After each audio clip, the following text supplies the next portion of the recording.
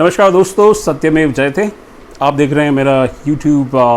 Video blog. मेरा नाम है एडवोकेट त्रिभुवन कौशिक। दोस्तों, आज हम बात करने जा रहे हैं कि NDPS के जो केसेस होते हैं उसमें बेल मिलती भी है या नहीं मिलती है, और साथ ही साथ हम इसका पूरा डिस्कशन करेंगे रिया चक्रवर्ती का जो हाल फिलहाल में NDPS से रिलेटेड केस चल रहा है उसके हिसाब से। तो दोस्तों, मेरे इस YouTube चैनल को आपने अगर अभी तक सब्सक्राइब नहीं किया है तो चैनल को सब्सक्राइब करें और बेल आइकन भी दबाना ना भूलें, जिससे कि सिमिलर वीडियोस आपको फ्यूचर में मिलते रहें। और इस वीडियो को आप लोग एंड तक देखना ना भूलें।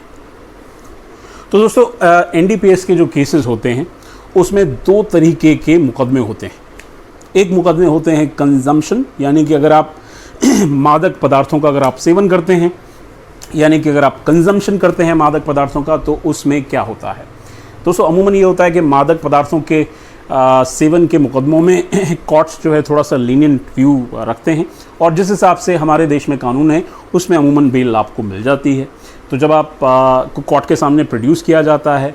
और आपको मैजिस्ट्रेट के सामने प्रोड्यूस किया जाता है आपकी कस्टडी बढ़ाने के लिए या फिर आपको जुडिशल कस्टडी में भेजने के लिए, तो तभी आपकी जो है बेल की दरख्वास्त पे सुनवाई होकर आपको बेल मिल सकती है। अगर आप सिर्फ कंजम्पशन के मुकदमे में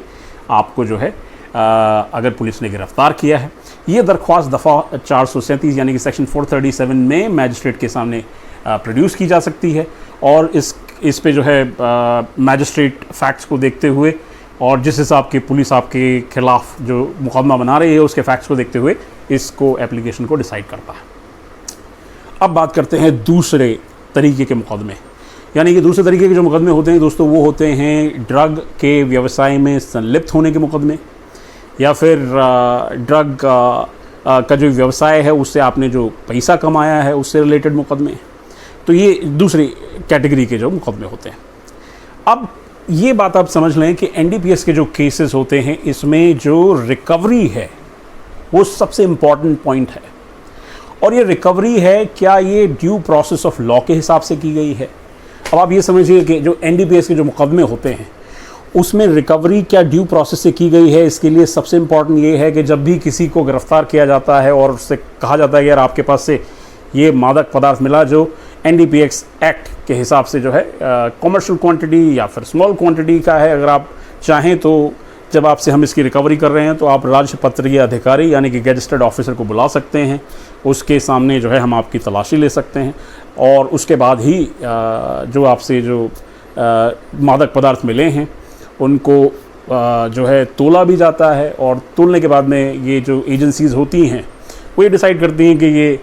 स्मॉल क्वांटिटी का मुकदमा है या कॉमर्शियल क्वांटिटी का मुकदमा है। दोस्तों, स्मॉल क्वांटिटी के जो मुकदमे होते हैं उसमें बेल मिलना थोड़ा सा आसान होता है, और जो कॉमर्शियल क्वांटिटी के मुकदमे होते हैं उसमें बेल मिलना काफ़ी ज़्यादा डिफ़िकल्ट होता है। तो अगर आप बात करें कि किसी को पकड़ा गया तुरंत किसी को बेल मिल जाए, तो आप देखेंगे अमूमन मुकदमे जो कंजम्पशन वाले होते हैं उसमें बेल मिल जाती है। और क्योंकि NDPS एक्ट का जो ट्रायल होता है वो स्पेशल कोर्ट्स के सामने होता है, यानी कि जो कोर्ट सरकार ने बना रखे हैं NDPS एक्ट के तहत ट्रायल करने के लिए, उन्हीं कोर्ट से जो है उन्हीं कोर्ट में इसका ट्रायल चलता है, वहीं पर इसकी बेल की भी सुनवाई होती है। तो अगर आप देखेंगे प्रिलिमिनरी स्टेज पे जब तक पुलिस ने इन्वेस्टिगेशन नहीं किया है, तो अगर आपको ऐसी क्वांटिटी जो कि अगर आप ड्रग्स के धंधे में अगर आप संलिप्त हैं या आपके ऊपर ऐसा एलेज किया गया है, तो उस सिचुएशन में जब तक इन्वेस्टिगेशन पूरा नहीं होता है तब तक बेल मिलने की संभावनाएं ना के बराबर यानी कि ज़ीरो के बराबर होती हैं। आपने देखा होगा रिया चक्रवर्ती के केस में भी, रिया चक्रवर्ती को जिस दिन प्रोड्यूस किया गया मैजिस्ट्रेट के सामने, उनके वकील साहब ने दरख्वास्त लगाई और कहा कि यार देखिए ऐसा है, ये सिर्फ कंजम्पशन का मुकदमा है, जिसको जो है कोर्ट ने सरसरी तौर पे खारिज कर दिया और उनको जो है जुडिशल कस्टडी में भेज दिया। उसके बाद में उन्होंने अपनी सेकंड एप्लीकेशन लगाई, जो एप्लीकेशन लगाई उन्होंने नारकोटिक्स कोर्ट के सामने यानी कि स्पेशल कोर्ट के सामने, और स्पेशल कोर्ट का भी ये कहना है कि अभी क्योंकि ट्रायल चल रहा है, अभी जो है इन्वेस्टिगेशन चल रहा है, और क्योंकि इन्वेस्टिगेशन